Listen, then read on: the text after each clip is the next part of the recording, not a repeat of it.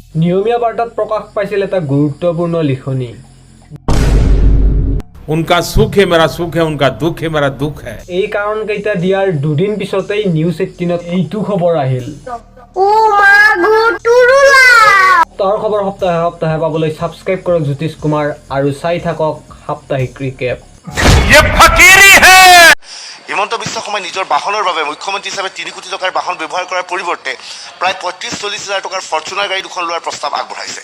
প্ৰায় 35-40 হাজাৰ টকাৰ ফৰ্চুনাৰ গাড়ী দুখন নাজানো এইখিনি দামত এইখন গাড়ী ক'ত পায়, কিন্তু 30-40 হাজাৰ টকীয়া ফৰ্চুনাৰ কিনিবৰ বাবেই চাগে বেলেগ গ্ৰহৰ পৰা এলিয়েন আহি পৃথিৱীত উপস্থিত হ'ব ধৰিছে।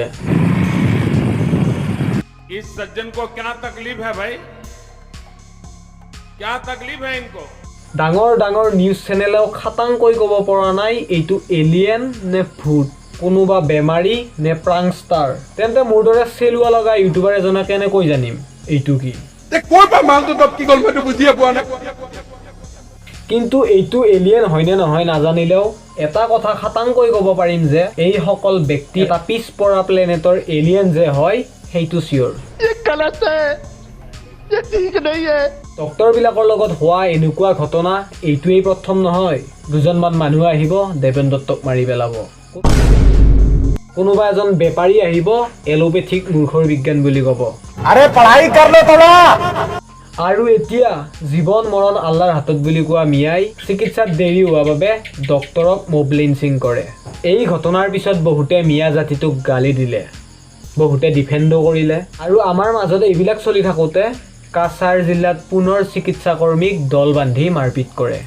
এইবাৰ কিন্তু অপৰাধী মিয়া নহয়। মোৰ জ্ঞান বহুত কম, সেইবাবে মই কোনো ধৰ্ম বা কোনো সম্প্ৰদায়ক টাৰ্গেট কৰিব নিবিচাৰোঁ। ছ'চিয়েল মিডিয়া বা ছ'চাইটিখনৰ লগত আপোনালোক আজিকালি সকলোৱে সক্ৰিয়, গতিকে এই ছাইটটো নিজেই তথ্য সহকাৰে চালি জাৰি চাব।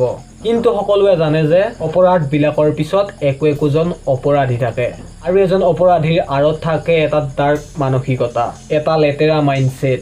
আমি এই মানসিকতা চেঞ্জ কৰিব লাগিব। চেঞ্জ কৰিব লাগিব শিক্ষাৰ পৰিভাষা, শিকিব লাগিব শিক্ষাৰ প্ৰেক্টিকেল ব্যৱহাৰ। শিক্ষাই অপৰাধীক গালি নিদিয়ে বা ডিফেণ্ডো নকৰে, শিক্ষাই প্ৰশ্ন কৰে, what the fuck you gain by doing this bullshit? অপৰাধ কৰি কি পালা? ফ্ৰী ৰেচন, ফ্ৰী চিকিৎসা, নে অপৰাধ কৰি জন্নত পালা নে স্বৰ্গ? কি পালা? सबके सब चोर हैं साले। কিছুমানৰ শিক্ষা আজিকালি ষ্টিক ফাইলতে আবদ্ধ হৈ পৰিছে। তেওঁলোকৰ শিক্ষাৰ ভেলু 2 টকাত মূল্যাংকন হ'ব ধৰিছে জেৰেক্সৰ দোকানত। শিক্ষা চবে লয়, কিন্তু ব্যৱহাৰ কৰিব কোনেও নিশিকে। শিক্ষাৰ ব্যৱহাৰ শিকিব লাগিব, লগতে শিকিব লাগিব চেনিটাইজাৰৰ ব্যৱহাৰ।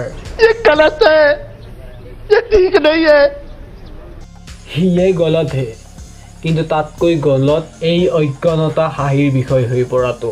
IPS বিষয়াগৰাকীক অনুৰোধ, ছ'চিয়েল মিডিয়াত এনেকুৱা ধৰণৰ ভিডিঅ' শ্বেয়াৰ কৰাতকৈ গাঁৱে ভূঞে মাস্ক, চেনিটাইজাৰ আদি বস্তুৰ শুদ্ধ প্ৰয়োগ সম্পৰ্কে সজাগতা সৃষ্টি কৰে যেন, কাৰণ আমাৰ ইফালে ভেকচিনৰ দেখা দেখি নোহোৱা হৈছে।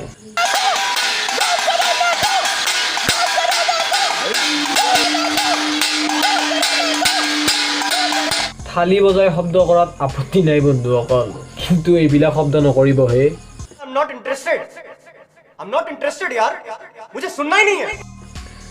এইবিলাক ফাল্টু কমেডি বাদ দি আচল খবৰ শুনক। অসমৰ বক্সাৰ শিৱ থাপাই লাভ কৰে চিলভাৰ মেডেল।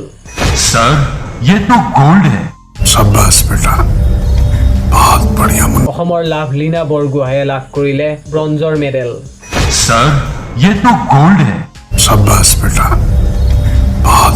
অসমত এনেকুৱা বহু ৰত্ন আছে আৰু তেওঁলোকে যত্নও কৰি আছে, কিন্তু আমাৰ উৎসাহ দিয়াত কমি আছে, কাৰণ আমাৰ মন ভাল কথাত নহয় এইবিলাকতে মগ্ন হৈ পৰিছে।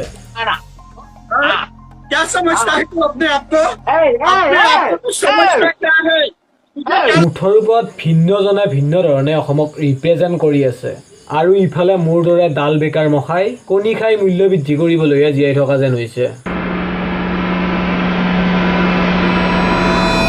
ये बड़ी अच्छी बात कही आप। ঠিকেই কৈছে তেওঁ। আমি ফটো তুলিবলৈ গৈ বেহাৰৰ খেতি নষ্ট কৰাৰ বাবেই মিঠাতেলৰ দামো বাঢ়িব পাৰে, কি ঠিক। বাকী ধন্যবাদ, জয় হিন্দ, জয় আই অসম।